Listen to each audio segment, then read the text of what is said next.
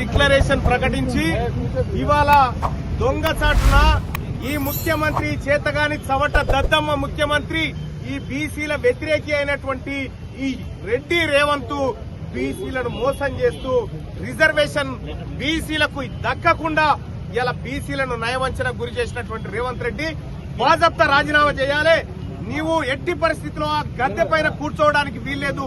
అబద్దాలతోటి బీసీలను మోసం చేసినటువంటి ముఖ్యమంత్రి ఈ రాబోయేటువంటి సర్పంచ్ ఎన్నికల్లో గాని ఏ ఎన్నికల్లో గాని కాంగ్రెస్ పార్టీకి బీసీలు ఓటు వేస్తే, కాంగ్రెస్ పార్టీ రెడ్లకు ఓటు వేస్తే అది మన తలను మనం నరుక్కున్నట్టే. కాబట్టి బీసీలారా ఈ దొంగ ప్రభుత్వం కథ అర్థమైంది, ఈ అగ్రవర్ణాల కుట్ర అర్థమైపోయింది.